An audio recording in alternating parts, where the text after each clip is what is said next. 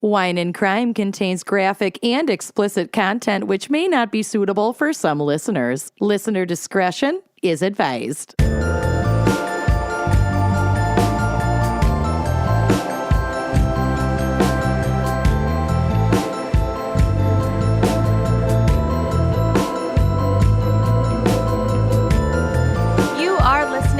Wine and Crime, the podcast where three friends chug wine, chat true crime, and unleash their worst Minnesotan accents. Mm-hmm. Yes. Amanda, you doing okay over there? I'm fine. What happened? I took a really big gulp of my water and it came out my mouth. Yeah. Oh. Mm-hmm. It resurfaced. Ooh. Which came back up. Came back up. Which is a link to our... I'm doing fine. My brain is firing. You're working. Nailing it. To our very special Gals Pick topic this week, brought to you by us. And that topic is resurrection crimes. Hell yes. So and who are we?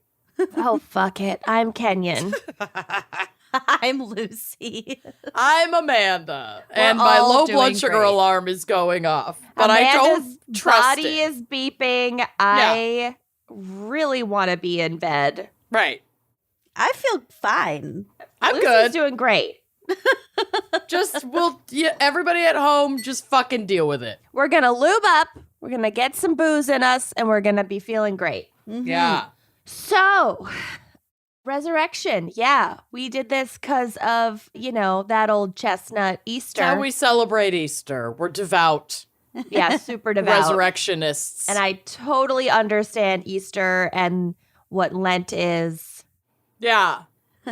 And I give up meth for Lent every year. And Ash Wednesday makes the scariest perfect sense, day of the year. Even though nobody was burned, I don't think. I don't really know. It's like an anointing. Okay. It's an annoying anointing. It is. So nobody was burned at the stake. No. No. I mean, there was a burning bush. And Lent, the 40 days? I'm looking it up right now so I don't get it wrong. Ash Wednesday. Because Jesus was in the cave. For 3 days. 3 days. Was his corpse in the cave? We'll get to the crucifixion and the resurrection, obviously. Ash Wednesday, officially known as the Day of Ashes, is a day of repentance when Christians confess their sins and profess their devotion to God. During a mass, a priest places ashes in the shape of a cross, acknowledging sin. It's also a time Catholics fast. 6-week Lenten period culminates with Easter, when Christians believe Jesus died and was resurrected. This year, Ash Wednesday falls on March 2nd, which so it already happened. Lent is 6 weeks? I guess. Yeah. Lent is 40 days. The Catholics take everything too far. Yeah. But that's the repentance. Not how long Jesus was dead. No. Jesus was dead for 3 days. Okay. All right, whatever. We'll get to it. But first, Amanda, what is our wine crime pairing for resurrection crimes? Well, I Googled fun Easter cocktails. Yep. Because what's better to go with your salted hams than a nice kick in the pants cocktail? Mm-hmm.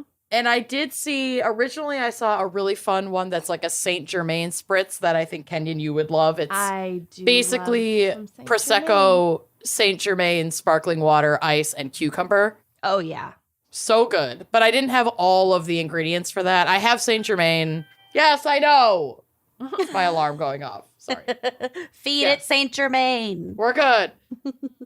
I have Saint Germain and I have prosecco, but I didn't have cucumber, so I really wanted to make something that I had all of the ingredients for. So I instead, and I feel like this fits even better in like a blood of Christ type situation. Pickle juice? No, I made a blood orange prosecco spritz. Yum. Ooh, yum. Yeah, she's gorge. So I juiced a blood orange, saving one slice for garnish.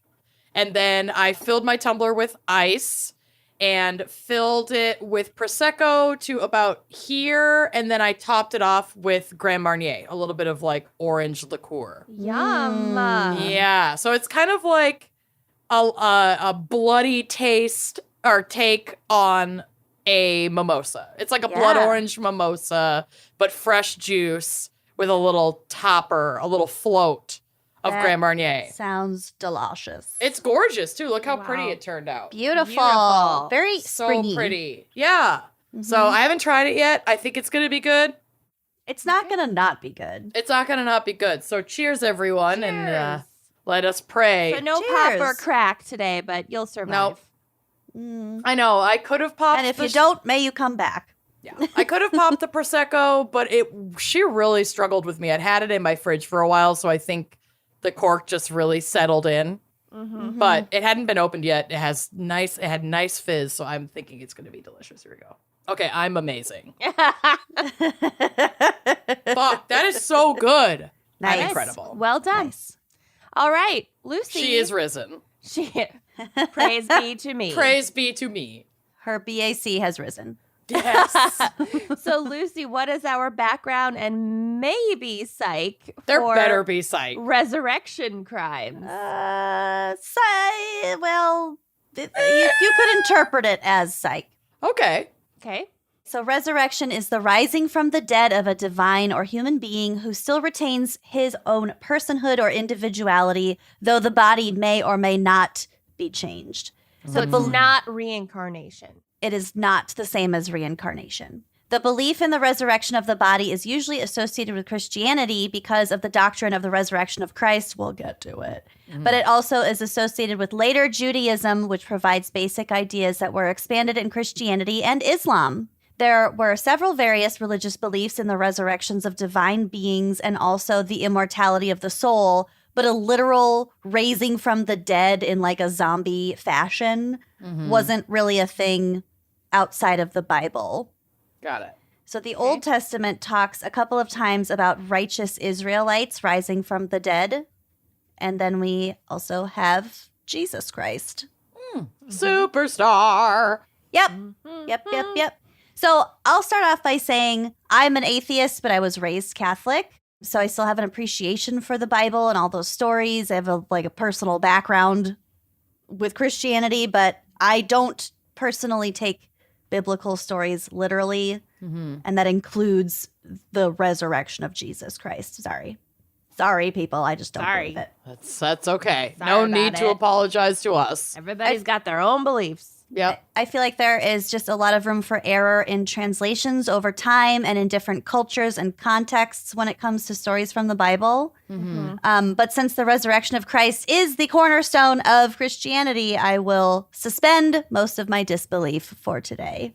Anyone who believes that the Bible is the literal word of a divine being needs to attempt to translate like one poem Yeah. from one language to another language. Needs to take an entry-level Bible lit course. Or just like, yeah, it's like it's been through too many iterations for it to be a literal anything. Yeah. Yep. She's a mess. We'll get to it also.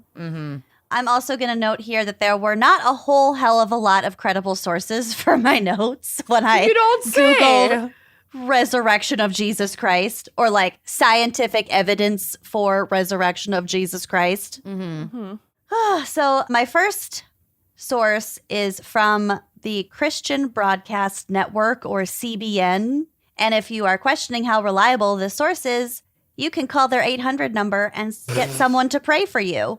For the small fee of That's amazing. in 3 installments of Several Should I call pop-ups it, asking like, for right money. now? No, don't. Don't waste anyone's time. more money. So the title of this article is Cold Case Investigator Turns to Science to Disprove Christ's Resurrection, Gets Shocked by the Evidence. Oh, wow. There's nothing clickbaity about this. I can't wait. Cold, hard fact. So the gist of this article is there's a quote-unquote cold case detective named J. Warner Wallace, and I Googled him. His Wikipedia lists him as an American homicide detective and Christian apologist. Oh, wow. It's not good to be an anything apologist, but No. a Christian apologist sounds particularly bad. Next level. Yeah. So he decides to use his skills to investigate claims about the crucifixion and resurrection of Jesus Christ. So I've pulled a couple gems from this article. Okay.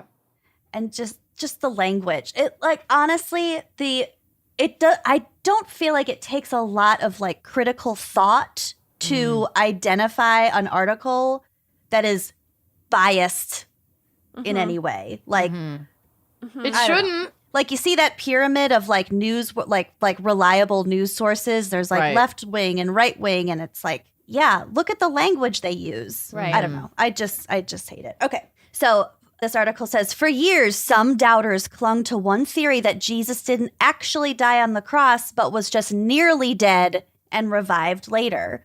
I mean, probably. Well, That we makes sense. I just don't care. Yeah. I don't know. I know. that I wrong? guess I don't really I just care either. don't care. Honestly, I don't we really have bigger either. fish to fry. It's No, like I'm- I so much I'm would with rather you. like We have bigger try- loaves and fishes to fry. We do. and I'm allergic to fish. So Yeah. it's not for me. No, this is not rough territory for you. I get it. It's all right. It's okay. You're doing great. But we did take that Bible lit class in high school, Mm-hmm. and Unfortunately. it was interesting. I didn't get that much out of it.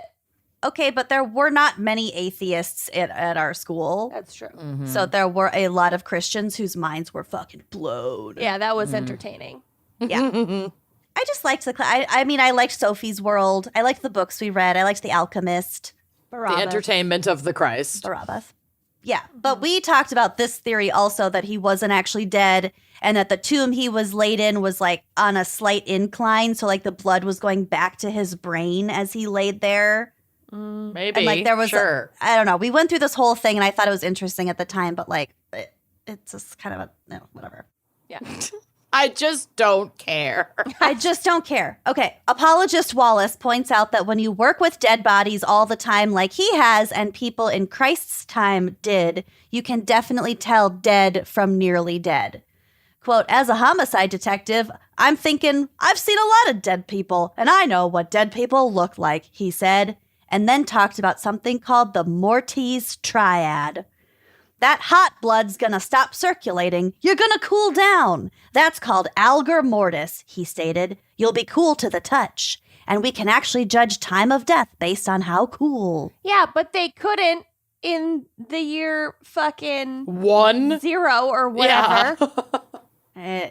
33, whatever. Time of death, for sure. You couldn't tell this. No, then, they but didn't have a strong understanding. They could barely tell if you were dead or just in a coma in the 1800s. True. Well, we'll get to he it. goes on. This is something I've seen my entire career. There's a thing called rigor mortis. It's the second of the Mortis triad, and you'll see that kind of stiffness. You won't be as flexible as you would if you were just unconscious.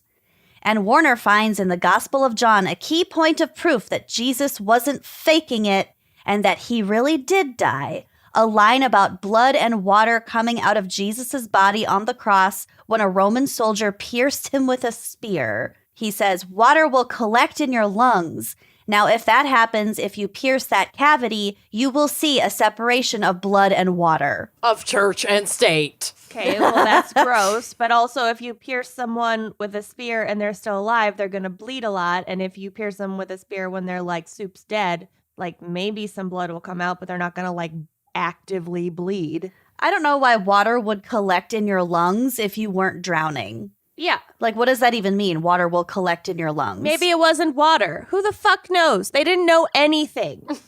Kenyon's so mad about I'm sorry. I love We're going to get so many emails because, like, I can't. They didn't know anything. They didn't.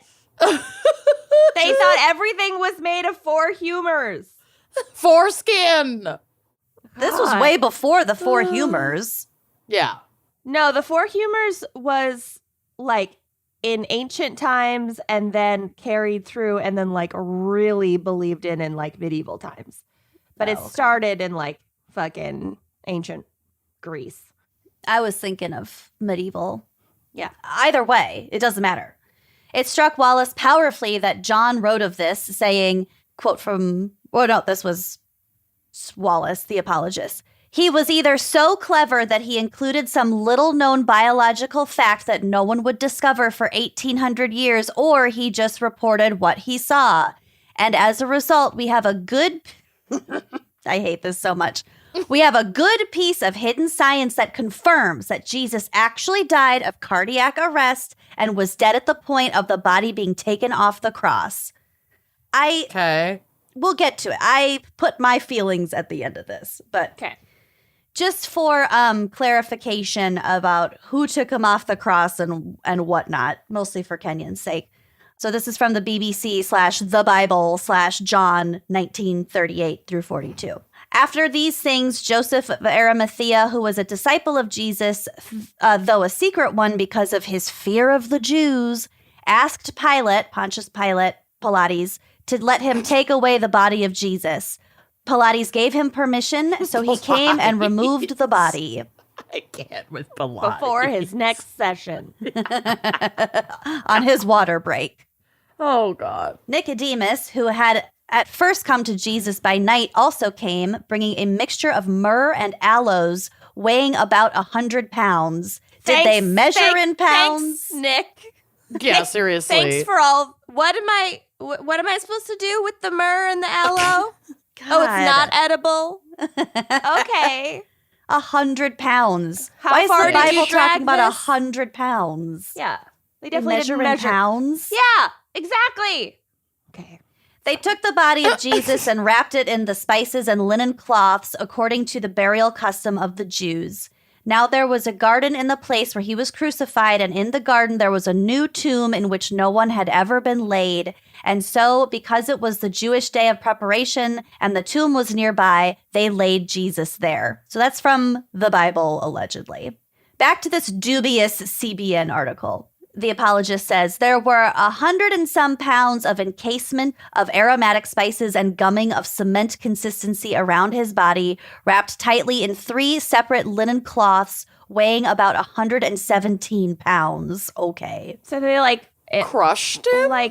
like created goo and wrapped him up in goo and like swaddled him and embalmed him? Apparently, yes. I Oh, don't okay. understand. Gross. Okay. So Christ was encased in that and it becomes hardened. Second, how would he be able to move in such a state like that out after 2-ton stone?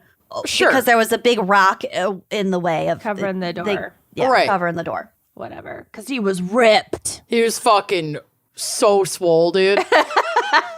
Fucking So- swole as fuck. Another theory is that some of his disciples came and stole his body out of the tomb, but the tomb was being guarded by 16 soldiers. Why? And the apologist says, well, any investigator knows that the more people involved in a conspiracy, the higher the chance that someone will spill the beans, so that's not likely. And that because Jesus showed up in front of 500 people later, they couldn't all have been hallucinating. Yes, they could. Mass hysteria. It actually is more likely that they were all hallucinating together. Well, how do they all know what the fuck he looked like sure? Somebody said, hey, look, There's Jesus. it's Jesus. And nobody, they didn't fucking know. Oh my God. I'm sorry. I'm so sorry. I Don't can't be. I personally think it is absurd to assume that there are reliable eyewitness testimony to be found in the Bible. We don't or shouldn't trust eyewitness testimony in modern court cases today. Yeah. We barely do. Like the psychology behind just assuming that there's rock hard evidence because it says it in the Bible, this eyewitness testimony. Yeah. That's completely absurd. That was written by multiple people 300 then to 600 translated- years later. Yeah, multiple times. It's like a giant game of telephone, misogynistic telephone. My next sentence. The New Testament was likely not written by Matthew, Mark, Luke, and John about their firsthand accounts. John, Paul, George, Ringo. This is from history.com. For more than a century, scholars have generally agreed that the Gospels, like many of the books of the New Testament, were not actually written by the people to whom they are attributed. In fact, it seems clear that the stories that form the basis of Christianity were first communicated orally and passed down from generation to generation before they were collected and written down. God knows I exaggerate. Like, I can only imagine what generations of bored people across a huge geographical swath would manage to come up with. Right. Who, like, are clinging to answers for anything because science doesn't exist. And zombie Jesus, frankly, just makes for a better story. Yeah. Well, it makes him sound more special. It's the only thing that really differentiates him from a million other Every other holy people. Yeah. Holy God person, or miracle holy worker. person. Yep. Yep. Because that like imagery, not the zombie Jesus imagery, but like the person of God, the conduit, like the holy figure that transcends like every culture that exists everywhere. Yep. This is just a different version of the same shit that we have been worshiping. There were already tons of stories. Building community around for fucking millennia. There were tons of stories of a god, you know, impregnating a human woman and giving birth to a demigod. Like that. It's in dozens of other religions. Yeah. It's like It's not fucking everywhere. It's not original. It's not special. Yeah. You're not special, Jesus. Where did the get eggs so and the many emails. bunnies come in? Yeah, get to the eggs. That has nothing to do with resurrection. I know, but I genuinely do not know where the fuck that came from. Well, I didn't research that for on resurrection it. crimes. Okay. I'm so sorry. Well, you should be. Okay, so speaking of Jesus Christ's resurrection, you may have heard about the Shroud of Turin, aka the Holy Shroud. So this is from Wikipedia. This is a length of linen cloth bearing the negative image of a man. I have some photos on the drive of it because I forget how cool looking it is. It looks like tie-dye, like an iCat pattern. Also, while you're looking at Ooh. the drive, this says, quote, early Christians in Mesopotamia dyed eggs in the period after Easter. The practice was adopted by the Orthodox churches, and from there it spread into Western Europe. Eggs represent new life and rebirth, and it's thought that this ancient custom was absorbed into Easter celebrations. Okay, that's pretty cool. What about It the makes rabbit? sense. The rabbit. I don't know. That's Hallmark, probably. I think that's just a springtime thing. Where did the Easter bunny come from? There's The lots North of, Pole. lots of rabbits in the spring because they're fucking like According rabbits. to some sources, the Easter Bunny first arrived in America in the 1700s with German immigrants who settled in Pennsylvania and transported their tradition of an egg-laying hare called Osterhase or Osterhaus. Their children made nests in which this creature could lay its colored eggs. Of course, it's German. The Germans Are come the up with all wildest. of the like weird but catchy I know. holiday traditions. Like Krampus. I know. Christmas tree. Krampus. Yeah. Yeah. I'm here Yeah. for it. God bless the Germans. Yeah. Pennsylvania Dutch Christmas. Yeah. Yeah. Okay. Anyway, back to the Shroud of Turin. Some describe the image as depicting Jesus of Nazareth and believe the fabric is the burial shroud in which he was wrapped after crucifixion. I gotta say, It still has his makeup on it. It does look like a face. I don't doubt that it's a face, but how many fucking people were crucified like Right. throughout history? Come Right. on. And they probably all had long hair and a beard because they Yeah. were in prison for God knows how long before they were strapped up. Or there. not even just crucified, but just dead. Yeah. And wrapped in a shroud. Literally Right. everyone. Mm-hmm. Also, this guy looks way older than 33. Yeah, I know that life was rough back then, but, But he's like at least in his mid-60s. this rough. I have Q's and y'all do not have A's. Well, there are no A's because Exactly. this shroud was first mentioned in 1354. It was denounced in 1389 by the local bishop of Troyes as a fake. Currently, the Catholic Church neither formally endorses nor rejects the shroud, and in 2013, Pope Francis referred to it as an icon of a man scourged and crucified. Thanks for being specific. Right. It's someone who There are probably did this. Just a lot of holy relics out there. And I encourage everyone to check out what is it? Like medieval peasant? What's his thing on TikTok? That guy. Oh, the guy with the hats? Yes. I love him. There's Oh, an he's amazing good. TikTok account of this guy who loves hats and tassels and cosplays as a medieval peasant, and it's Incredible. Was talks that the about one holy you sent relics. the Yep. other day? And he's like, "Ooh, new batch of relics. This is New why batch. I became a nun." Yes. He's so great. I love Just him. holding bones. Like, I don't know what this is. Are these ligaments? Oh, it's twine. He's so great. There's just a ton of relics out there. Shards So- of yeah. Jesus's boxers or like Yeah. He was a briefs Saint guy. so-and-so's toenail. Ugh. Yeah. So the There shroud, better be relics of all of the toenails I have lost throughout my lifetime. they're in your Save 'em. couch. Probably. They're deep in your carpet.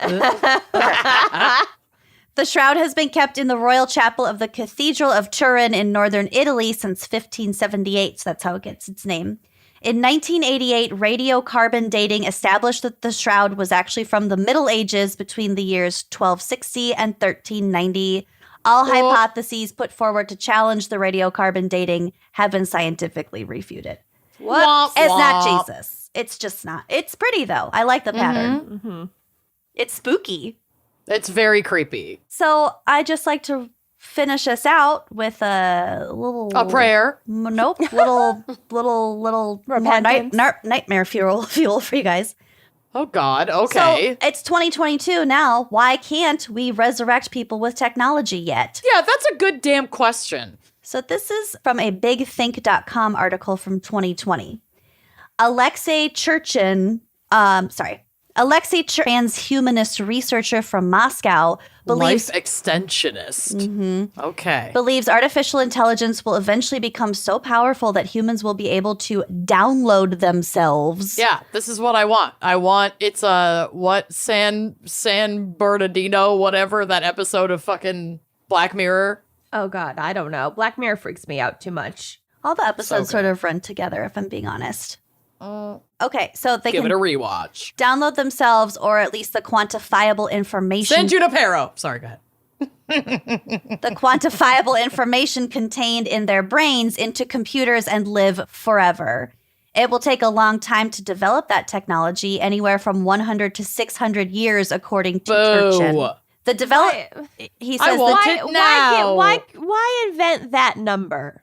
This technology will take between 100 and 600 years. I think he's so just not your looking at lifetime, pal. he's looking at the exponential abilities of AI okay. year to year and Yeah, probably estimating basing what it it off would of the take. growth. Because Yeah. they don't know what the fuck that would take at this point. Right. It's too Imagine, far out think of about our. what technology existed 600 years ago. Right. Really. So he's probably basing it off of like the growth since the technological age kind of started Yep. that we've experienced. So he says the development of AI is going rather fast, but we are still far away from being able to download a human into a computer. If we want to do it with a good probability of success, then you can count on the year 2600 to be sure. Well, Okay. I'll look forward to that. Yep. But I'm it gets gonna get creepier. cryogenically frozen so that I can be downloaded. Continue. Walt Disney. I don't want to be Yep. downloaded. Just fucking let me die. Am I that special? No. No. I gotta go. Imagine the I software am updates. absolutely that special. All the pop-ups you'd have to deal with. All the I pop-ups. don't think it would be like that. I just All the thanks. ads. The No, ads. I don't want to deal with the pop-ups. Native No. advertising. No. The pop-ups. No. You know I get attacked. The software updates. But how would you know that a downloaded copy of yourself really was going to be you? Could it just be a convincing yet incomplete and fundamentally distinct representation of your brain? Fine by me. If I don't know, I don't give a fuck. But you would be that. Fine. If But you you believe that you're if you There would believe just be a copy of you that would be that. we're getting into it, guys. We're getting into it. If you believe that your copy is not you, that implies that you believe there's something more to your identity than the currently quantifiable information contained within your brain and body, according to the researchers. In other words, your informational identity does not constitute your true identity. So Oh, sorry. Go. I got a ways to go. It Well, gets scarier. This just reminds me of that show. There's a show on, I think, Apple TV called Severance. Have you guys seen it? It's with Adam Scott. I have I don't not have had Apple any TV. patience for Apple TV. Oh, well, it's good. It's the concept is basically, and I'm not giving anything away, but the concept is that like people work at this big company and they can volunteer or like choose to have their brain like severed basically. And so when they're at work, like Monday through Friday, 9 a.m. to 5 p.m., they have just like a work consciousness and they have no access to their outside consciousness. And then when they leave work at 5 p.m., they have no access to their work consciousness. Kind of like that. Well, I don't. There are implications. But anyway, it's don't like really that at all. good. It would make me more productive. Tell And you what. I know. And they call them, they're like innies and outies. So when they're like at work, they talk about they are the innies. Huh. And they like wonder what their outies are like. Oh, my Weird. God. I don't Yeah. think I So like they're that. aware that there are two different versions of themselves, but they have no clue what the other version is like. How would Yeah. you form relationships? How would you get married? Your outie can get married, but your innie can't. And your innie doesn't know if you're married or not. Your innie doesn't know if your outie has kids or not. What if your innie falls in love with someone at work? It could Is happen. this part of a plot line? Maybe I need to watch this maybe. Definitely. show. It's really good. Adam And is Scott's that in even it. cheating? John Turturro's in it. Christopher Walken. I do love Adam Scott. Okay, good. I might look into this. Yeah. Might need your lag again. Okay. Okay.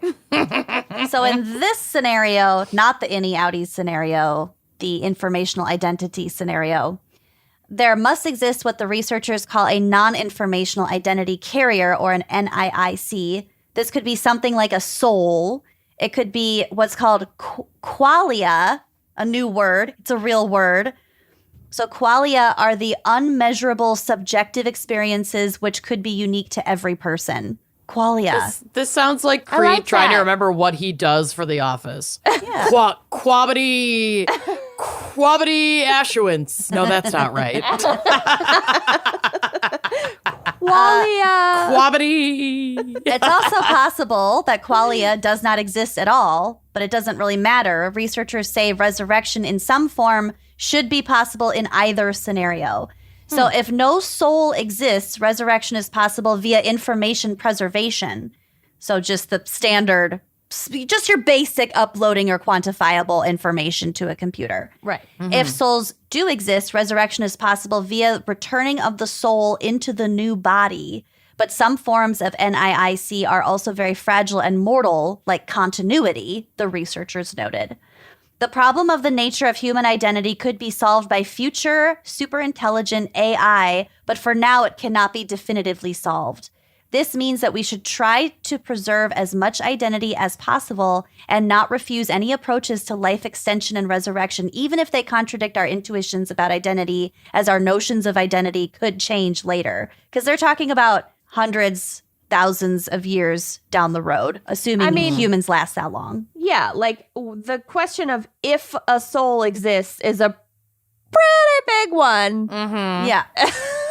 Like, Yeah, but in the future, we might have an answer to that based on technology making it possible to live forever. Right. Transfer the soul into different vessels. If it exists. That's cool. So the main idea of a resurrection simulation is that if one takes the DNA of a past person and subjects it to the same developmental condition, as well as correcting the development based on some known outcomes, it is possible to create a model of a past person which is very close to the original. Cool. DNA yeah, samples. but you can't replicate every life experience. That's they're saying if you can in a simulation. Right. DNA samples of most people who lived in the past 1 to 2 centuries could be extracted via global archaeology. After the moment of death, the simulated person is moved into some form of the afterlife, like a simulated afterlife, perhaps similar to his religious expectations, like where he meets his relatives. So you could go back in time or somehow like extract that DNA from person's someone dead. extract their brain or their DNA, like their life juice at the moment of death, take it out, simulate what they would view as the afterlife, because in order to be resurrected, you have to be, quote unquote, dead for some amount of time and then come back to life. So it's when not just you- it's not just a continuation of life. So before you die, you choose from a menu of afterlife options Oh, I like this. of what you believe. Spa day. While the AI like crafts your new body, Cool. and then it just plugs you right back in. I want it. I mean, look, sign if me I up. could take my consciousness and move it into a more working functional vessel, I would do it in a heartbeat. I would also clone my Heartbeat. dog in a heartbeat. Oh, and yeah. believe that she would come out pretty much exactly the same as current Josie. But So this paper says if there will at some point be technology that allows travel to the past, so time travel, then our future descendants will be able to directly save people dying in the past by collecting their brains at the moment of death and replacing them with replicas. And they would do that by sending tiny robots back in time. So just on a... this So is just a now we total have time hypothetical. travel technology In the mix. 600 years in the future. Yep. So this A is lot has to go right for any of this to work. this is if how we they have would do time it. travel technology 600 years in the future, then we've got time travel technology now, baby. Now. Yep. Yeah. Yep. So this is how they would do it. A nano robot could be sent several billion years from now, where it could secretly replicate and sow nanotech within all living beings without affecting the course of history. So for I'm all glad we I got know, the vaccine. it so already then I could got have the little bots. There you go. At the moment I'm going to of- get resurrected, bitches. At the moment of death, such nanorobots could be activated to collect data about the brain and preserve it somewhere until its future resurrection. Thus, there would be no need for forward time travel. Cool. Don't some Christians believe that, like, when Armageddon comes, all the righteous will be resurrected, zombie-like? And then I think there was, like, a big debate about, like, whether or not It's already happened. people, when they were resurrected, if they would be restored to, like, a healthy version of themselves for Armageddon, or if it would literally just be, like, piles of bones being resurrected, or like rotting That's- corpses being resurrected. Some evangelist shit. I don't. Right. Again, I don't care because it's not a thing. Yeah. The rapture. Right. Yeah. No. I would assume. Well, I mean, like, I don't. There's no answer for that because, like, is there a moment in your life where you are your healthiest? Like best self. Yeah. Or if you're a devout Christian and you believe that life begins at conception, what if there was like a stillborn situation? There's just a little fetus up there because that's like the best it ever was. Yeah, I don't know. I don't think they thought through all the implications. Clearly not. Yeah. But anyway, I thought this nanotechnology robot resurrection shit was really cool. Yeah. Very Matrix. So Yeah. sweet dreams, and Okay. we might love it. This already comforts me. be altered by nanotechnology from billions of years in the future. There's I no way to fucking know. hope so. That'd be so. Well, if so, can it just make me feel a little bit better day to day? That'd be great. Thanks. Could I get just a little I don't want to boost? live forever. I just want to feel good until I turn into dust. Well, that's asking too much. I don't know why you would ask for that. Yeah. It's really rude and selfish of you. Right? Yeah. Okay. Well done. I apparently have a lot of feels. I don't know. Don't cry. Oh, I'm not going to cry. I'm angry. Let's hear a quick word from our sponsors. You have probably definitely heard us talk about how much we love Native, all of their products. The thoughtful formulation behind all of their products is something that we have always loved because they understand that it's not just what's on the inside that counts, but also, quite honestly, the outside.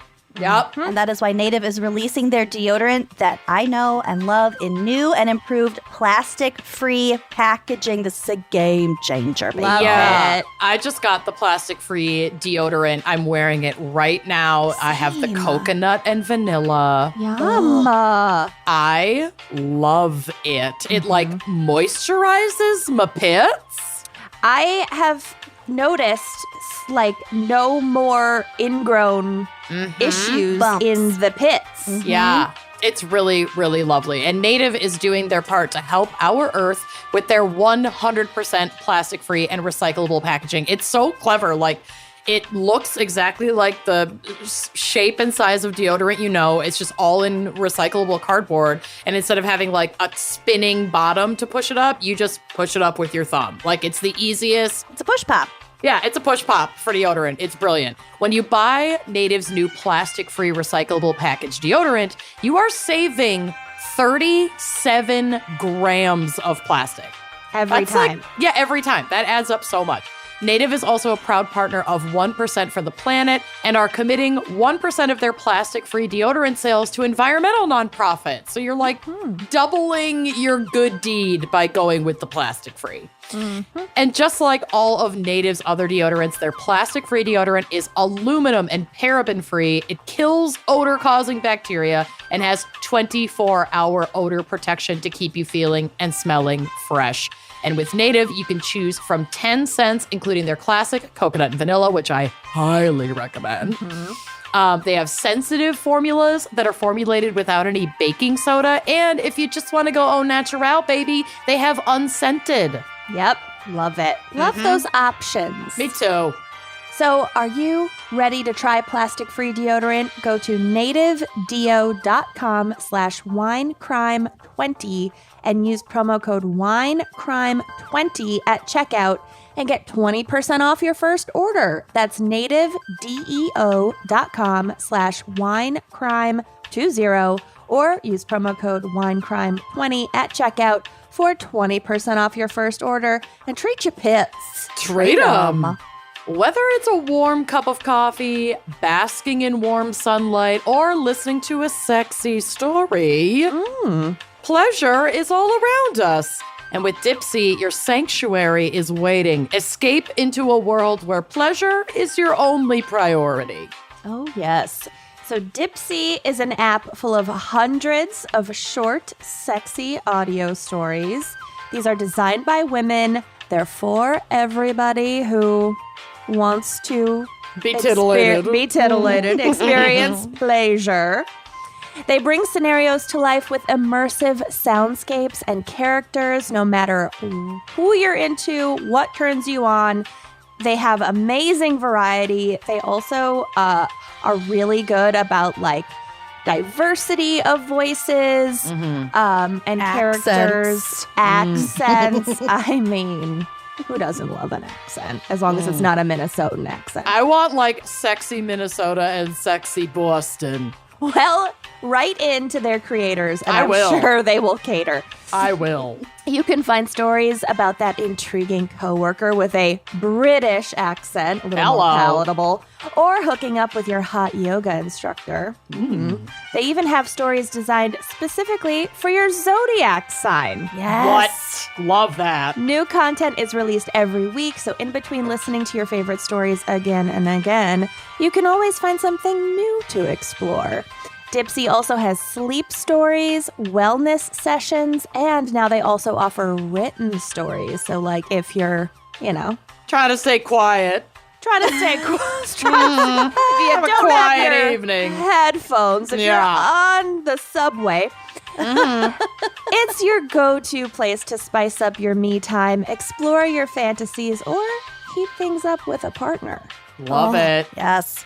For listeners of this show, Dipsy is offering an extended 30-day free trial when you go to dipsystories.com/gals. That's 30 days of full access for free when you go to DIPSEA stories.com/GALS. One more time, that's dipsystories.com/gals. And treat your fantasies. Oh, treat 'em. Okay, well, I'm going to bring us back to a more earthly realm. A little more current time. Fine. Some more hard and fast facts. Although the person that I'm going to talk about definitely has a bit of a God complex, I think. Great. Okay. Very self-obsessed. Huge piece of shit. I thought you were going to say huge penis. No. I was very huge penis. Huge piece of shit. I was so curious. And was ready. A Willem Dafoe situation. kind of a mess, kind of all over the place. Lots of name changes, lots of geographical changes. Just buckle up. Lots going on. Okay, this is Kenyon's code for just don't ask questions, just roll with it. Just roll with it. If you're like, wait, I thought he was in this state. No. Boom. Now he's in this other state. Deal Do with we it. know that Willem Dafoe has a big dick? Yes. Oh. I've talked about this. I know, but I forget why. How do you know It's that? in that Lars von Trier interview after he right. did Antichrist.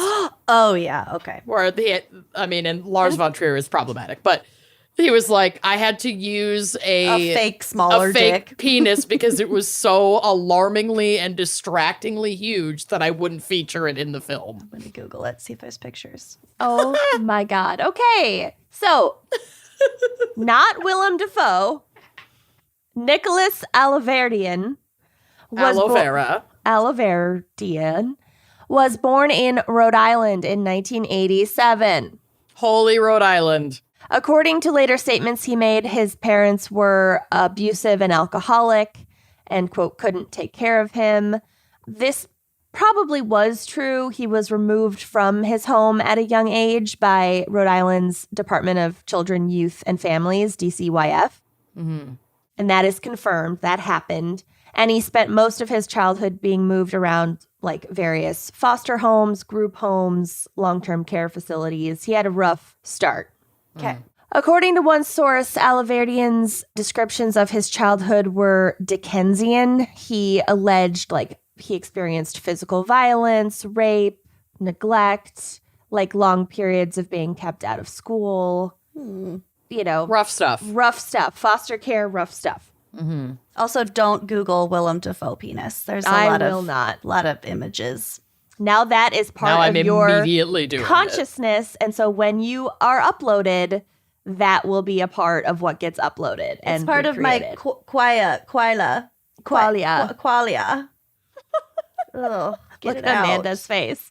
It's not going to be part of my qualia. Keep your qualia clean. No quay, no quow. What? Like no way, no how. Oh. It was stupid. Okay. All right. But then when Alaverdian was 14, he was hired as a legislative page in the Rhode Island House of Representatives, which I don't really know how that came about. I imagine that's pretty, tough to get that page gig. Somehow he did. Especially with that background. Yeah. Wouldn't I don't know. expect him to have like a lot of recommendations from his teachers and stuff. Right. I don't know how he did it. He weasels his way into a lot of things. So Okay. Alaverdian would later say that during this time, he informed lawmakers about the abuse that he was enduring in DCYF care, but he received no assistance from anybody. But that's not quite true because Brian G. Coogan, a Rhode Island representative at the time, did make an attempt to help Alaverdian. So he became close to the teenager throughout the boy's stint in the Page program. Mm-hmm. And Coogan was like moved by his story and he began taking action to formally adopt him, but was dissuaded from doing so by a family court judge named Jeremiah S. Jeremiah. Oh, no. Okay. No. And the judge was like familiar with Alaverdian's past and like his story. Mm-hmm. And so the judge warned this rep, Coogan, against adopting him, saying that Alaverdian will, quote, try to undermine you and turn your family upside down, end quote. My God. Creepy. He's Yeah. fucking 14. Yep. Ooh, And so- that's like some The Omen, like Damien shit. Yeah. Mhm. And so Coogan didn't adopt him. So after completing the Page program, Alaverdian was sent by DCYF to Boys Town in Nebraska to a center dedicated to the care, treatment, and education of at-risk children. And this facility was founded in 1917, and the original name was the City of Little Men. Okay. Ew, God. Okay, 1917. Yeah, which just sounds really horrific. So he's sent to some awful boys' school in Nebraska. Yeah. Later, he's transferred to Manatee Palms Youth Services in Florida. Cool. So he's being shuffled around to these different institutions. Finally, he ages out, goes back to Providence. DCYF actually doesn't send kids to this facility anymore because of the abuse allegations. So he probably did suffer additional abuse at Manatee Palms. But anyway, he's back in Rhode Island. He's aged out of care. After a handful of years, both back in Rhode Island and then also traveling around the country, he decides to move to Dayton, Ohio, and began attending Sinclair Community College and going by a new name, Nicholas Rossi. Nick Rossi. I know. Oh my God. We definitely went to high school with this person. We went to high school with a Nick Rossi. But anyway, a Weird. Blake Glossy. I know. We He already doesn't- said it. His Also name's in your born in notes. 1987. He doesn't look like him, though. So that's a relief. Nick Rossi did try to ruin my family, though. What? Just kidding. Did I liked turn Nick my life Rossi. upside down. Yeah, he was fine. Okay. So his stint at this community college was short-lived, though. In January of 2008, a young woman who also attended the school went to police to report that she had been sexually assaulted. She described meeting Rossi, or Alaverdian, on campus and agreeing to have lunch with him. After this, he offered to walk her to her next class, but once they were alone in a stairwell, he pinned her against a wall and began groping her and masturbating. Ew. Oh, God. Jesus. When she tried to push him off, he said, quote, "I'm almost done. Don't Oh. be a bitch." Oh, my God. Ew, that is so fucking gross. Oh, my God. Ugh, Yep. Yuck. He later approached her on campus and apologized, Uh-huh. telling her that she was so beautiful he couldn't help it. No. Oh, yeah. It's a compliment. Take the compliment. It's a compliment to assault you and masturbate to you without your consent. Well, Duh. maybe castration is something An for option. some people. And then also in the course of this not at all a fucking apology, asked her not to tell anyone. Ugh. She did, though, thank goodness, and reported it, like I said at the top. And Alaverdian, under the name Nicholas Rossi, because he must have had some sort of identity documents that he had somehow procured, because he was arrested and convicted under the name Nicholas Rossi Okay. of public indecency and sexual imposition and ordered to register as a sex offender. Well, Wow. to get into that school, he must have had some Yeah. paperwork. Yeah. So soon after his conviction, he filed a motion for a retrial based on what he claimed was newly surfaced evidence, which was a post on MySpace Oh, here we go. Hard evidence. that Yep. was allegedly written by his victim. It was not, in which he claims she is saying that she made up the incident. So basically he's like, look, she posted on MySpace and said that she made the whole thing up. I want a retrial. Yeah. Instead of going to the police or anything logical. A computer forensic expert stated with 90% certainty that the post had been either altered or, quote, fabricated entirely, and the retrial motion was dismissed. So he wrote this post on MySpace and claimed that she had written it. For a short period of time after the Dayton assault, Alaverdian studied comparative literature at a Harvard extension program. This is not the same thing as attending Harvard. Right. Anyone can sign up for extension classes, and the acceptance rate is 100%. Yeah, because it's not like a class size, right? Isn't it like an online thing or Yeah, no? it's like an online thing that Harvard offers for free. You can just like follow the syllabus on your own. You're not attending Harvard. Mm-hmm. Okay. Like, ugh, it's so fucking, so many, it's so frustrating. Anyway, it's fine. Like, okay, fine. I just know a lot of people that have like done shit like this and claim that they Went to Harvard. went to Yale. It's like, no, you didn't. I took classes at Harvard. I didn't go to Harvard. The school that's much easier to get into that I got into has a relationship with Harvard and let me take a class there. That's what happened. Anyway, okay. In 2012, he was administratively withdrawn from these courses when Harvard learned about his sex offender status. So almost anyone can take these classes except for convicted sex offenders, Right. Yeah. apparently. Should make that clear. God. Still, Alaverdian would claim for years to be Harvard educated. Of course. Jesus. The nerve. Right. In 2013, Alaverdian/Rossi attempted to sue the community college and the Dayton Municipal Court for, like, getting caught having sexually assaulted someone. What? And his claim was he was suing them for, quote, making serious life-altering false allegations. Oh, for fuck's sake. And he also attempted to sue his victim for libel, No. but he'd been convicted. And so both of these lawsuits were dismissed by a judge. Why are men? Mm-hmm. There is a new horror movie coming out that's just called Men. I know. I'm so Ooh. excited. I know. It's a new I can't A24 wait. movie. I fucking That love. sounds awesome. Okay, well, actually, wait. very linked to the next couple sentences. That same year, he wrote an essay blaming his victim for derailing his life, and he titled it My Personal 9/11. Oh Wow. my fucking God. Wow. Oh my God. Oh, that's good. That's good stuff. In it, he claimed that his sex offender status had radicalized him and made him into a men's rights advocate. Well, right. Yeah, it's your fault. Oh, Yep. Lord. Got it. Okay. Ugh. But don't worry, in the midst of his ongoing struggle to appeal his status as a sex offender, Alaverdian got married. There's someone out there for everyone.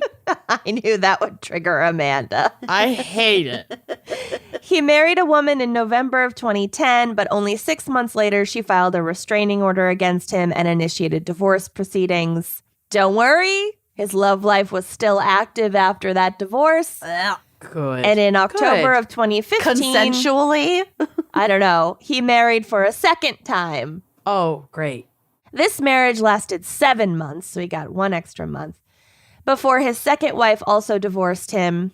During divorce proceedings, a judge ruled that Alaverdian was, quote, guilty of gross neglect of duty and extreme cruelty towards his wife. His second wife described in court how she had met Alaverdian through the Church of Latter-day Saints when he was pretending to be a Mormon. I was gonna say, he really does worm his way into a lot of shit. Seriously. He's all over the place, and he definitely was looking for like a submissive wife. Yeah. Like that's That is what he clear. was doing. Maybe multiple Yeah. submissive Ugh. wives. So she alleged that he became violent towards her the day after they were married, which is actually also a very common abuser tactic, and wanted to control her appearance and confine her to the house. He cut her off from friends and family and controlled her by threatening suicide if she ever tried to leave. So just classic Yep. All the things. domestic violence, intimate partner violence stuff. Bingo. So he goes through all this stuff. He's convicted in Ohio. He's pretending to be a Mormon, getting divorced in Utah. Now he goes back to Providence. God, he's busy. That's a lot. No wonder to you weren't unpack. taking any questions. Yeah. Yeah, There I don't blame ain't nobody got time for that. you. No. He's back in Providence. Now he presents himself as a dedicated child welfare advocate.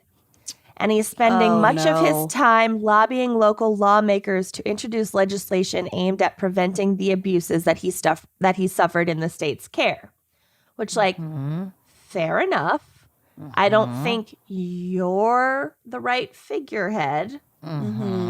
But he did have some success at this, including getting several lawmakers in Rhode Island to propose an emergency oversight commission to monitor the Department of Children, Youth, and Families decisions. So, like, one extra step to kind of go over cases, basically. Okay.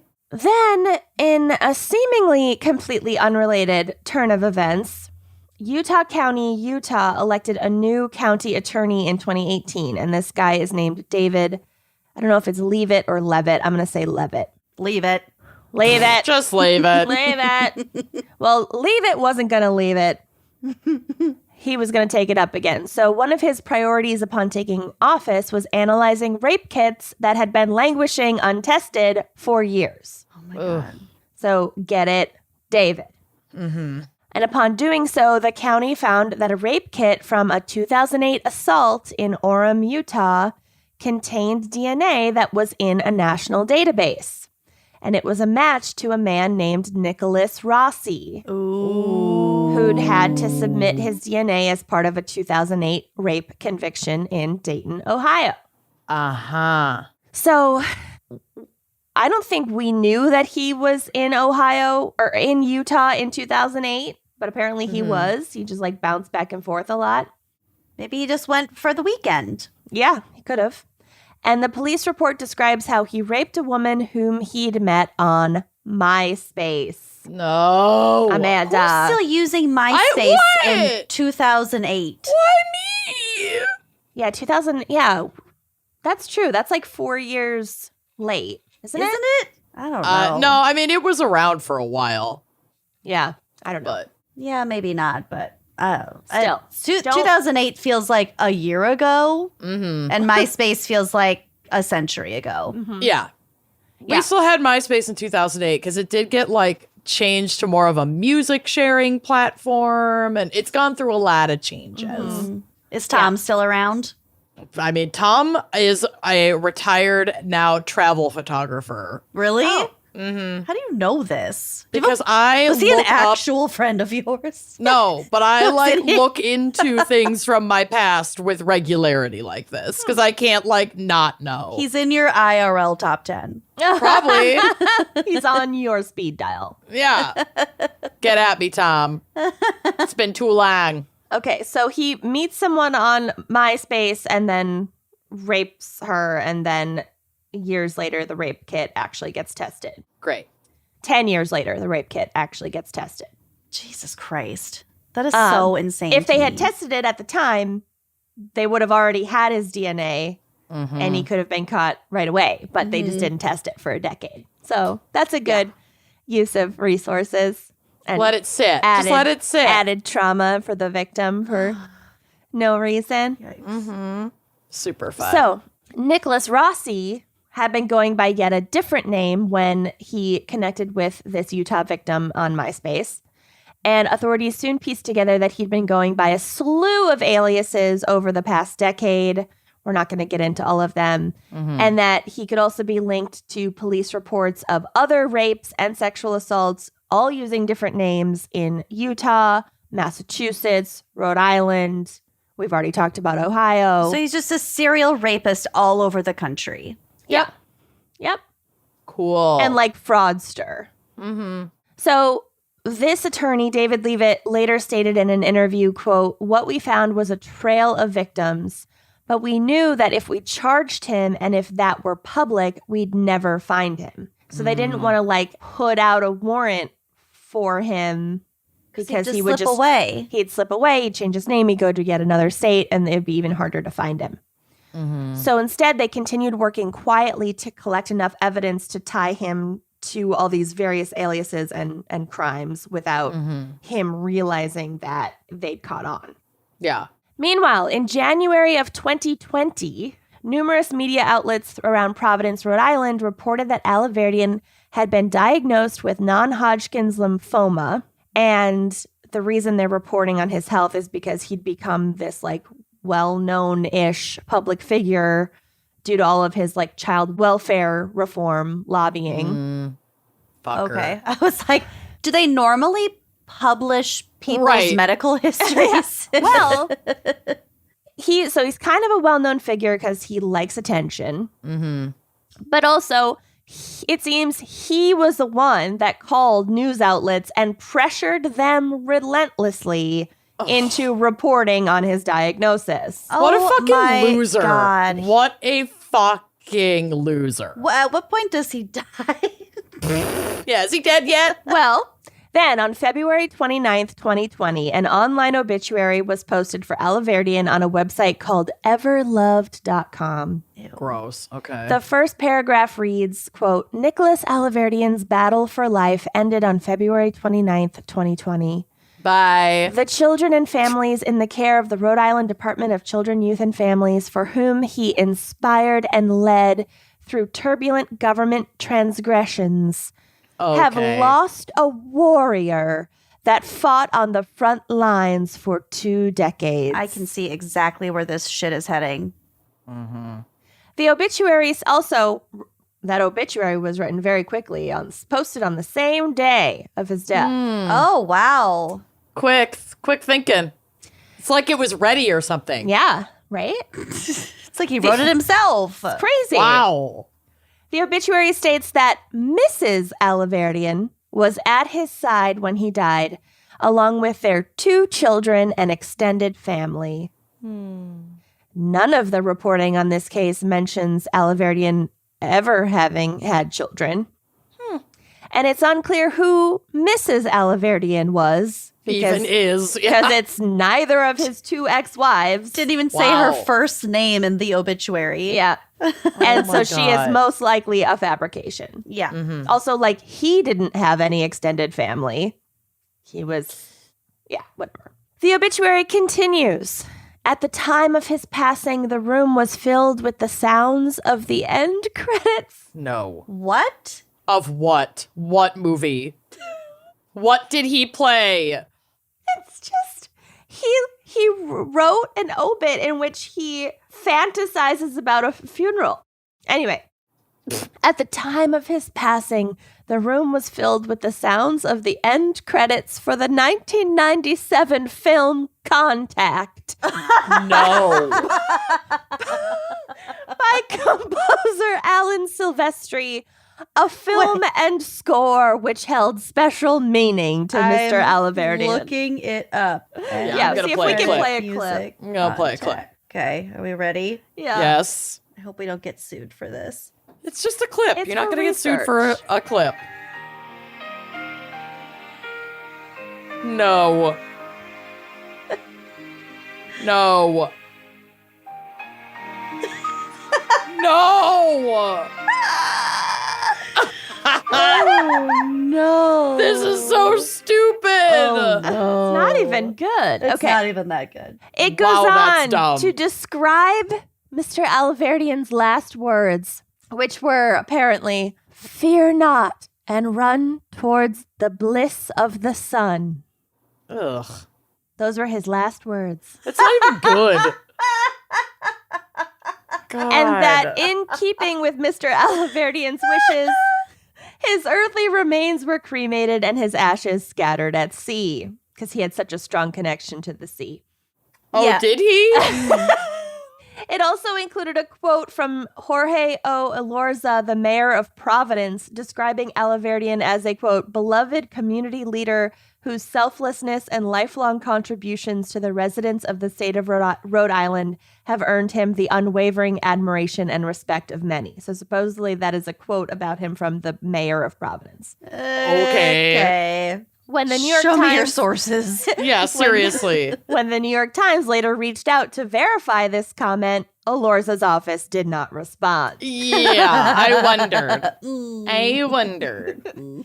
So Alaverdian's death was reported by multiple news outlets in Providence, but some people immediately had their doubts. His announcement that he was suffering from lymphoma had come almost immediately after he had learned that Rhode Island police had a warrant out for his arrest. Oh. And this was for failing to register as a sex offender in the state. And also right after the FBI had initiated a fraud investigation against him. Got it. A very convenient time to die. God, that is a great obit, though. Respect. Fear not and run toward the bliss of the sun. That's so fucking stupid. His last words. Okay. The fraud Okay. from the 1997 film end credits. The end of Of credits. Contact. Okay. Okay, guy. Okay. So the fraud investigation stemmed from allegations that a former foster mother named Sharon Lane had made that Alaverdian had opened 22 credit cards in her husband's name and incurred nearly $200,000 in debt when he was still like a minor in their care.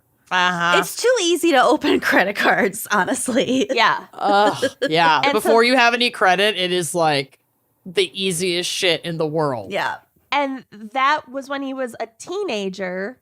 And also probably what that family court judge was referring to when he was like, nah, dude, you don't want to adopt this kid. He will eat you out of house and home. Yeah.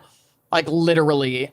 So Sharon Lane would also later describe how, after the obituary was posted, Alaverdian's birth mother had contacted her to ask her to look into whether or not his death was true.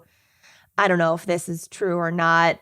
It's unclear, like, if he had any kind of contact with his birth mother. Maybe he didn't, but she still saw the name and then was, like, wanting Curious to know if and- he was yeah. dead. So when Sharon Lane read the obituary and the many, many comments that had been left on it online, Oh my God. she became convinced that the style of writing in both could belong to none other than Alaverdian himself. Oh. So he had posted his own comments as other users online being like, you'll be missed. Oh my God. It's so pathetic. Mhm. Oof. In July of 2020, Rhode Island State Police began looking into the possibility that he had faked his own death. One piece of evidence that he had, in fact, done so came via an unexpected source, Wikipedia. Yes. Our favorite source. Yeah, up there. He's so self-obsessed, you guys. Yeah. Alaverdian, since his supposed death, had apparently attempted to edit his own Wikipedia page multiple Yo. times. No. At one point, attempting to replace the picture of himself with the image of a different person so that when he was Googled, they wouldn't see his face. Oh, that he could my have, God. He could continue having aliases. What a dum-dum. Dye your Investigators. hair. Seriously. There are lots of photos of him on the drive, and he kind of has a rubber face. Oh. Like, you can tell it's him and everything, Right. but he also does look different enough Uh-huh. in each photo. He looks like a little worm. Yeah. Oh. So investigators ultimately concluded that he indeed faked his own death and that he had actually moved to England in 2019, which was before news of his cancer diagnosis and death was reported to the media. Is this a picture Convenient. of him and Mike Pence? It sure is. Yes. Oh, God. No. Oh, yes. Hmm. I don't know what event that was at. Something. Ish. Yep. So he'd moved to England, then found out that there was warrants out for his arrest in Rhode Island, and Sure. then faked his death and like called a bunch of news outlets from England and did all of that shit from England. Oh, my God. What a fucking loser. In England, he married a God. woman, so third wife. God damn it. Fuck her. He married a God. woman named Miranda Knight and began Miranda, no. going by the name Arthur Knight. And he apparently told Miranda that he was from Dublin and spoke in a fake Irish accent throughout the Yes. entirety of their relationship. Oh, Yes, no. commitment. Commit to the bit, baby. Which, God, like, I love that. it's one I thing to love have that. a fake Irish accent anywhere else, but imagine trying to In pull it off Ireland? in the UK. Like, Oh, there are that's true, plenty yeah. of actual Irish people. They know what an Irish accent sounds like. 1,000%. I like The that he only was thing like, riskier is doing it in Ireland. You're I right. like that he's like, I'm a feminist, babe. I'm going to take your last name. Right. Yeah. I'm hiding from the law, babe. I'm going to take your last name. Right. So the Holy two then shit. moved to Scotland, where Alaverdian told several people he met that he was a professor at the University of Glasgow. Got it. They're always a professor. Right? They all, like, con artists always pretend to be professors. He did go to Harvard. Yeah, cut him some slack. He did less than a year at community college in Ohio, Yes. became a sex offender, attended Harvard, Became a sex offender. got kicked out of Repeat sex offender. Harvard Online, and now Oh he's my a God. professor. Harvard Online. I hate him so much. I really hate Graduated from Havrad University. it. Ish. The logo looks like really similar. Yeah. It's just Havrad. Same colors. That's good. I like Havrad University. Need a I Havrad. like that. I'm going to need a Crest. sweatshirt with the Go crest. Big Rad. Roll Tide. Roll Tide. Havrad Oh my University. Okay. I gotta Oh my redo God, my resume. someone please Do get to work on our fake college, On our Havrad University. crest. Fake diplomas. Instead of like established 1633, it's like established 1936. 2022 Established 1106 Oh my God. Okay. PM. PM. So he's in Scotland. He's professing. Meanwhile, his image, fingerprints, and DNA had been provided to Interpol because like investigators in the US knew that he had gone to the UK, but they didn't know Right. what fucking alias he was using this time. Mm-hmm. So they provided all that stuff to Interpol. Then, on December 13th, 2021, Alaverdian was identified in a Glasgow hospital where he was on a ventilator being treated for COVID-19. Motherfucker. Oh my God. Wow. And he actually did have COVID, Yeah. Oh no. but that is how Holy they shit. figured it out. That sucks for him. Fucking COVID got him. So staff We at the got him. hospital identified him by his tattoos, which had been described in the Interpol report, and he had tattoos on his biceps of a barcode and a bird wing, Oh my Ick. God. Okay, sir. along with scarring that indicated that he had attempted to have these removed. Don't get tattoos if you're a fucking sex offender con artist. Yeah, you it's feel like the that's urge your to first mistake. To evade Yeah. the authorities. If you want Well, to have second different mistake. aliases, don't get tattoos. Right. You can't have it all. So he was arrested but remained in the hospital being treated. And 10 days after his arrest, he participated in a hearing via video conference from his hospital bed, which resulted in him some fucking how being granted bail. Oh wow. my God. According to the prosecutor in the case, he'd been granted bail with the understanding that he would need to remain in the hospital for several more weeks to continue receiving treatment. Mm-hmm. So they were like, yeah, grant him bail, whatever. He's not going to go anywhere. He needs to be on a ventilator. Mm-hmm. But fucking unsurprisingly to literally anyone familiar with any of his history, he left the hospital the following day. Yeah, he's not gonna stay. No. He lies about everything. Everything. Before leaving, he apparently attempted to source a private ambulance and to source oxygen. So he was Oh. like, I'm going to get out of here. I'm going to get my own fucking oxygen. Yeah.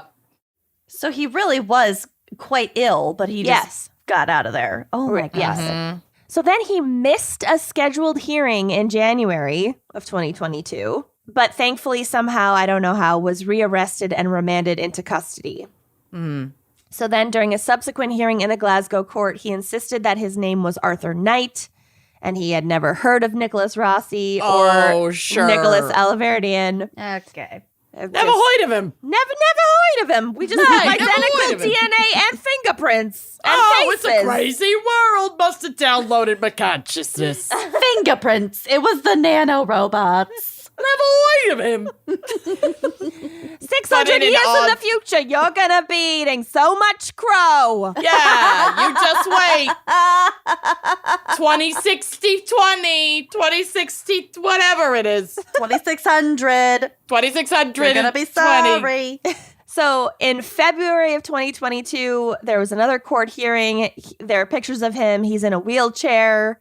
He wore a towel over his head, and then when he removed the towel, he had this wide brimmed hat on and an oxygen mask. Like a discount beekeeper costume. He does look really bizarre. He pulled Messed up. a full Harvey Weinstein Yeah. Fuck that shit. Yeah. at this hearing to try to look as pathetic as possible. 1,000%. He has a lap blanket. Mhm. And as of March 2022, time of this recording, the extradition process against him is still ongoing his next hearing is in April. I don't know. He's in Wow. Scotland. Wow. That's Working on his accent. That's this guy. So I'm just glad that he recovered so thoroughly from the non-Hodgkin's lymphoma. Oh Yes, my God. it's He really a miracle. bounced back. It's really a miracle. Yeah. Yeah. Amazing. Yeah, Wow. so that's this guy. I cannot wait to hear what happens at his next hearing. Yeah. Set that Google alert, baby. And don't grant this guy any more bail. Okay? No, fuck this guy. Yeah, he doesn't deserve any more. Bye-bye. Wow. Nice job. Good you. one, Ma. Bizarre. Yeah. Great obit.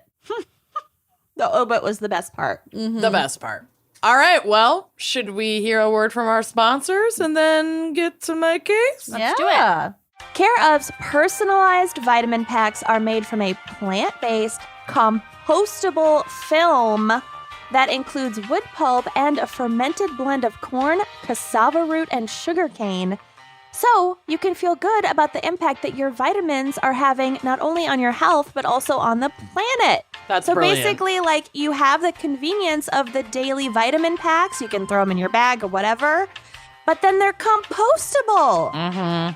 It's so good for your bod. It's good for the planet. Care of is a subscription service that ships high-quality, personalized vitamins, supplements, and powders conveniently to your door every month. And you know that we love to not leave the house. I love convenience. It's so good. Care of helps you keep an eco-friendly mindset throughout your health and wellness journey while also making taking your vitamins really easy and super convenient. So all you do is you go on their website, you take a short, in-depth quiz about your health goals, your lifestyle, and you get personally tailored recommendations based on your answers. So you can stick with what Care of recommends, or you can change up your pack at any time. I did not have a lot of experience with vitamins before I started Care of, and they just made it so easy to understand what every single thing does, like where it comes from, what's in it. I left not having any questions and feeling really confident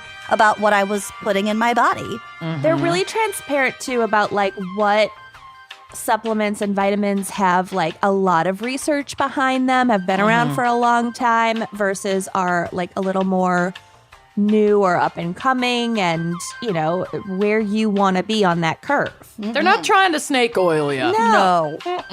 So for 50% off your first Care of order of $40 or more, go to takecareof.com and enter code GALS50.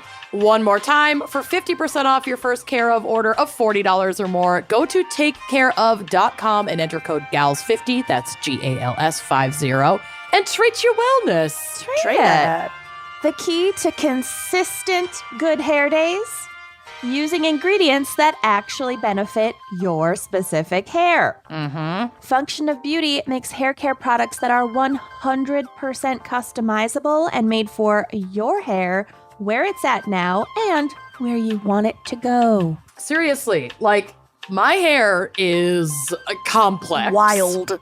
It's wild. I've got color-treated hair. My natural hair is thin. It's fine. It's very straight. I am prone to dryness, like my hair gets and my scalp get really dry. I also have extensions, so I'm caring for not only my own hair, but someone else's hair. You basically need like bifocal hair care. Yeah, and Function of Beauty makes it happen for me because it's the world's first fully customizable hair care that creates individually filled shampoos, conditioners, styling, and treatment formulas based on your hair now and where you want it to go. So it's founded by a dream team of engineers and cosmetic scientists. Each Function of Beauty product is individually designed to be as unique as you are. Function of Beauty offers over 54 trillion possible formulations. Good Lord. You're gonna find something that works for you. It's hard not to find something out of all those incredible options. Every single one of them is vegan and cruelty-free, and they never use sulfates or parabens. You can also go completely silicone-free, which I love that option. Here's how it works. First, you take the hair quiz. It's super quick. It builds your hair profile. It helps you select 5 hair goals, like if you want to lengthen your hair, volumize it, if you want to get oil control, or for me, I always want to boost in like color maintenance and hydration. And then you'll find out things like, does your hair get frizzy in the winter, but then it's oily in the summer? Like, function formulations are meant to be changed when your needs change, so you can change with the seasons. I love that. Or like if your style changes, if you grow your hair out or Yeah. whatever, you gotta cater to that, baby. Exactly. Then you choose your color and your fragrance, or you can go completely dye and fragrance free. Then you get your freshly filled formula delivered straight to your door and prepare for good hair days ahead. Oh, yes. So say goodbye to generic hair care for good today. Go to functionofbeauty.com/gals to take your hair goals quiz, and you will save 25% on your first order. Go to functionofbeauty.com/gals to let them know you heard about it from our show and to get 25% off your first order. One more time, that's functionofbeauty.com/gals to take your hair quiz and save 25% on your first order and treat your hair. Treat it. Okay, I've got a little shorty for you today. Little And shorty. like, do I wish once again that I could just retell my favorite case of the woman who rose from the dead at her own Yes. funeral and sent everyone screaming and falling into her grave hole? my favorite. Yes, I do, but I didn't do that. Okay. I followed the rules. I found a new case, and it's one that is not nearly as Benny Hill theme worthy, but it's still fucking wild. What episode was that? Do you remember? I really don't remember. So, like funny funerals or something? We haven't done that, have we? Something Funny wild. funerals would be I'll good. find it, but I like funny funerals. We should do that. Yeah. But gonna yeah, put it on the list. it's a great, that case and the fucking bridge card game case are my two faves. That was games gone wrong. Yeah. So good. The bridge game was so good. Yep. So good. Yep. But yeah, it's all good. So first we have to travel back to much simpler, much stinkier times, the 1600s. It was the 16s. It was the 16s. Not a whole ton is known about Anne Green, an unassuming woman born in Steeplebarton, Oxfordshire, England, sometime around 1628. And you know what that means? Yes. Geography! Geography. Oh, Yes. that means Amanda had to pad her notes. Okay. Yep. Steeplebarton is east of Lower Slaughter, Oh. south of Bishop's Itchington. Go get that checked out, Bishop. Itchington. Oh, no. Oh my God. West of Little Horwood. I know how the bishop got his Itchington. Itchington. And north of Hell Corner. Oh my God. Could you imagine I living in knew- Hell Corner? Yes, I'm in it all the time. I need to move to England. I need it. I need Hell Corner on my address. That is some solid geography. Such good Yeah. geography. So when she was about like her late teens, early 20s, she worked as a scullery maid for a justice of the peace named Sir Thomas Reed. What is the Scullery- scullery? Scullery maids were typically the youngest and lowest in the ranks of like the housekeeping hierarchy. Oh, so They they like kept emptied the fires. pot. going Yeah. and- yeah. Got it. Yeah, they're emptying chamber pots and they often were like assistant to the kitchen maid. So they just did all the like bitch work, like Yucking prepping. chickens. And, yeah, exactly. So while working for Sir Thomas, his grandson Geoffrey was also living in the home. Geoffrey was a horny teen, 16 or 17 years old, and he took a shine to Anne, and as she would tell it, was, quote, often solicited by fair promises and other amorous enticements. Ooh, Right. So A they tale bet. as old as time. Yeah, he promised her the world, and she let him in. So they banged, and she fell pregnant. Oh. This poor woman didn't even know she was pregnant until she miscarried several weeks later in the privy. Because it happens quite a lot, Republican legislators. Yeah, does. fuck you. She attempted to hide the remains, knowing what this would mean for a young woman unmarried, but she was discovered. The remains were estimated to be about 17 weeks gestation. And despite not having any idea she was even pregnant, and the fact that this was a miscarriage of a completely unviable fetus, she was accused of infanticide. So it could be Texas in 2022. Yup. Yep. Cool. Yup. Is this sounding familiar? Great. Well, too much. Fucking hate it.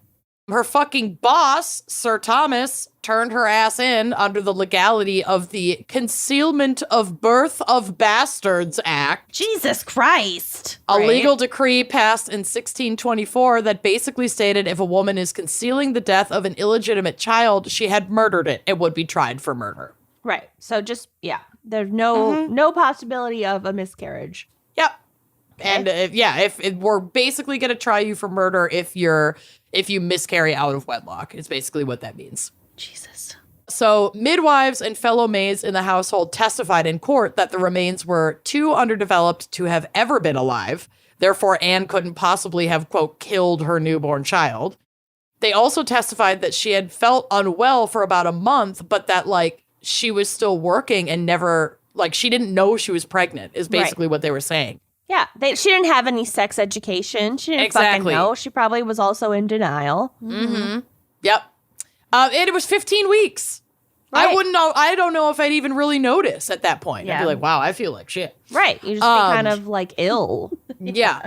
So they testified that she had felt unwell for about a month and that her work in the home unknowingly triggered her labor. So that in their house or like on the property was also like a grain silo where they did like hard labor on malt to basically make beer and shit. Mm-hmm.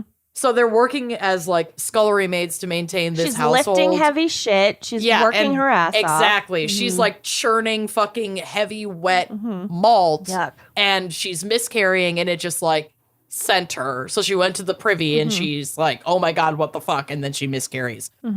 Despite facts and expertise, unfortunately at the time, pretty much all of these facts were presented by working class women.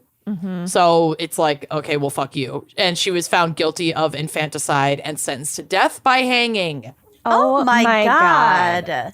Yup. And no consequences for the horny The grandson. teenager. the grandson, horny teen. the horny teen who coerced her with privilege into having sex. Yuck. Yeah. And even if it was completely consensual, like he has no... He has power over her. Exactly. And he has no consequences. She's being hanged Yeah. for a miscarriage. Yeah. People don't realize how common miscarriage is. Extremely. So she was taken to the gallows at Oxford Castle on December 14th, 1650 at only 22 years old. Quote, one witness described Anne's appearance as fat and fleshy, of a high sanguine complexion. What up? Fucking rude. Also high. She bequeathed her clothes to her mother, and her last words, according to another witness, condemned the lewdness of the family wherein she lately lived. Yeah. Fuck Point those some guys. blame back at them. Yeah, for she's sure. like, fuck you, Reeds. It takes You're two the to reason I'm here. tango. 1,000%. So Anne did not want to endure a long and painful death by the noose, so she actually asked her friends and family who were present at her execution to, like, make sure to speed it up. So, like, to tug on her legs and speed up the process. Oh my God. They did, but still she flailed. Oh. A soldier stepped in and hit her multiple times with the butt of his musket. They tugged and swatted at her like a fucking piñata for over half an hour before she finally went still and was pronounced dead by the sheriff. Oh my That's God. what hanging used to be like because it was before, I'm pretty sure it was before they invented the like Gallows thing where the floor comes yep, out. she was like on a bucket and they kicked the bucket basically. Is what it Right. is. Or they would just like Or a pull ladder. someone up and then they would String 'em up. slowly suffocate or asphyxiate. Whereas like if you drop If you the drop, floor you out, break your neck. exactly. And it's Whoa. in theory, it doesn't work every time. And it's quicker. That is so gnarly. this account says, quote, she was turned off the ladder hanging by the neck for the space of almost half an hour. Some of her friends in the meantime thumping on her breast, others hanging with all their weight upon her legs, sometimes lifting her up and then pulling her down again with a sudden jerk, like trying to break her neck. Jesus. Whereby the sooner to dispatch her out of her pain, the undersheriff, fearing they should break the rope, forbade them to do so any longer. Don't fuck with my ropes. Oh my God, that is so brutal. Can you imagine being like her mother? Yeah, pulling on her like that to end her pain. I mean, it'd be fucking horrific. It is fucking horrific. And everyone in town is just out there watching, making a my- party out of it. Oh my God. Yeah. Oh my God. I don't So wanna she go. was I don't taken- want time travel. I don't want I that know. again. No, we're not going back here. We'd be fucked immediately. Which, We're Yeah. clearly witches. yeah, Yeah. Slutty So- ones. very. She was taken down from the gallows, placed in a simple wooden coffin, and taken to the local coroner's house for storage before autopsy. Though they knew her cause of death, it wasn't uncommon for the bodies of executed, quote, criminals to be dissected for scientific purposes before burial. Yeah, it was like just a free body to poke around and look Yeah. at. Oh, yeah. I mean, this was actually a law in this area at the time, and any person executed within a 20-mile radius of Oxford automatically became the property of the university's anatomy department, and they would host these dissections in a surgical theater for other students to watch. Cool. So the next day, Anne's body was put on a surgical table and wheeled into the surgical theater for exactly that. Students looked on, and Anne's family and friends were also allowed to sit in on the procedure. These were different times. Jesus Christ. I mean, another I minute probably with her. would have, but I would too. Probably want as much time with your loved one before they're buried. After Yeah, that watching them death, get I cut don't apart. know. I mean, I'm not going to begrudge any loved one for anything that Maybe went they just wanted to on. like keep an eye on her. Maybe it was like Right. a protective thing. Maybe. it's just hard to even comprehend. Well, they had a real show. So as the university physician took his scalpel to her chest, he heard a guttural sound emerge from Anne's throat. So he hadn't cut her yet. He was like getting ready to do it. And then there was my like God. a burp. Oh, Yeah. a burp. Basically. Oh my Then the God. distinct rising of the chest as she suddenly struggled to breathe. Oh my God.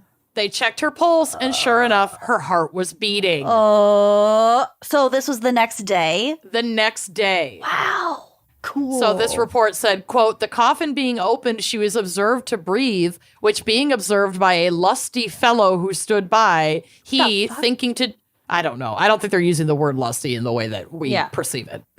He, thinking to do an act of charity in ridding her out of the small relics of a painful life, stomped several times on her breast and stomach with all the force he could, end quote. Asshole. What the fuck? Well, without realizing it, the dude who was trying to put her out of her misery actually jump-started her heart back into a strong rhythm. Oh, he CPR'd So it was like her.